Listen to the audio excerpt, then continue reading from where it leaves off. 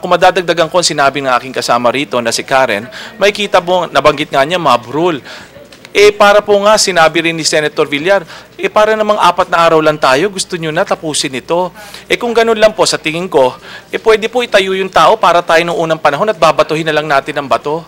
Kasi ganun po kaya nga po nandito na tayo in a civilized society na inuusig po natin, bigyan po natin ng karapatan, bigyan natin ng pagkakataong marinig. Hindi pa nga po naririnig Yun lang po ang aming sinasabi dyan. May pananaw yung prosecution na para daw ang conduct ng trial ay pang criminal proceedings. Anong tingin niyo po? Hindi kami naniniwala na gano'n na nagiging takbo nito. Isa na lang na halimbawa, yung umpisa pa lang, yung humihingi ng motion for preliminary hearing, ito'y para sana maresolba yung unang tanong na tinupad ba nila yung requirements para dun sa verified complaint? Kasi nga parang merong ebidensya na nagsasabing hindi man lang ito nabasa ng mga ibang kongresista na nag-file ng verified complaint. Pero napagbigyan pa rin sila na sa kabila nito, sige, papabayaan namin na kayo na pagpatuloy yung pagsimula ng impeachment trial at maglabas na kayo ng mga ebidensya. So makikita natin na hindi nga ito sinusunod na parang criminal trial at pati yung mga gusto nila na ebidensya na wala naman doon sa aligasyon nila, nagkaroon ng continuing objection. Kung ito'y criminal trial, hindi mangyayari yan dahil ito'y labag sa rules at hindi makaturungan yan at ito'y labag din sa due process rights na karapatan ni Chief Justice Corona. Good afternoon. Alex Calda of DCMM. Pabor po ba kayo doon sa sinabi ni Presiding Officer Enrile na kapag merong hindi pagkakasundo, yung dalawang panig, idaan lahat sa botohan? Salamat po.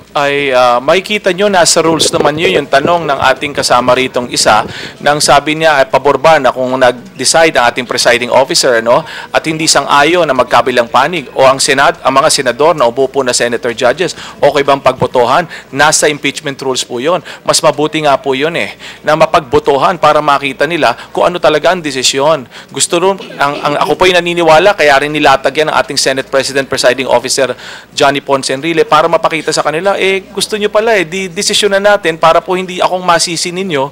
Parang gano'n ang pahiwatig niya. Para mapakita natin sa taong bayan na ito ay prosesong tama. Tama pong sinabi niyang Senator Villar, sabi niya, alam nyo matatapos na ito at inuulit po namin yan ni Karen pag tinatanong kami. Tapos na po ito, tinatanong pa po tayo. Maaring wala na po tayo sa mundong ito, pinag-uusapan pa po ito, at inuuri pa rin po ito ng mga law students at ng mga mamamayan matapos ito. Sir, Bert Mosso po ng DWIC.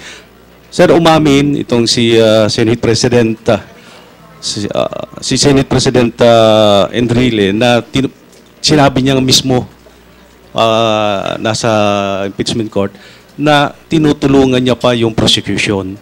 So, ano po kaya magiging tayo ngayon ng depensa nito? Mukhang nararami yata yung tinatawag nating prosecutor judge. Ang sa amin, ang impresyon namin sa sinabi niya ay hindi dahil na pumapanig siya sa prosecution o kumikiling siya dito. Sa amin parang, ito personal na opinion ko, parang sinasabi niya, minsan parang may pagkukulang yung paghahanda ng prosecution. Kaya minsan nagiging mas flexible pa nga siya, tumutulong siya na kung technicality na lang at ang kulang nilang paghahanda, mapapagbigyan pa rin sila na ipagpatuloy yung proceedings at ilabas yung mga ebidensya na gusto nila. Kaya't ang sinasabi niya, siguro maganda naman kayo ng maayos para maging mabilis din itong trial na to. Pero ang kanyang sinasabi rin ay hindi maaaring basta-basta na lang na wala tayong sistema. Kailangan ang ating trial ay maging matapat pa rin at makatarungan. Sir, good afternoon. I'm Richie Horario from the Manila Times. So, yung sinasabi niyo po kanina, since ni-adjourn po yung trial because of yung failure ng prosecutors na mag-submit ng memorandum. Ng memorandum. So, it means po ba na sila talaga yung dahilan ng pagkakaantala? Isa pong dahilan. Sa araw pong ito, I think wala po tayong duda na silang may dahilan. Dahil po dapat sila ang mag-file ng memorandum na katulad po namin na ginawa po namin. Pero siguro meron silang dahilan. Ang mga pangyayari naman po ay may dahilan kung bakit hindi nila nagawa. At paliliwanag. Kung maalala naman ninyo, ang Senate President was very clear. Sabi niya, no extension hanggat alas 10 ng umaga bukas. Sir, sa tingin niyo po ba ano yung maaring dahilan nila? Hindi namin alam. Kasi kung maalala nyo, ang unang hinihiling nila, Webes, magbigay. Yes. Kaya mahirap maintindihan kung ano yung dahilan. Kasi nga, sila yung nagsasabing kami nagde-delay at gusto nila mabilis matapos ito. Pero kami, ginagampanan namin lahat ng kinakailangan para umusad itong trial. Ma'am, last na lang po. Sa ibang issue, since na-submit na po ni Chief Justice yung kanyang SALN, and according to the Supreme Court rule nga na kaya siya hindi din i-disclose in public kasi nga pwede siyang gamitin na i-harass ang mga justices.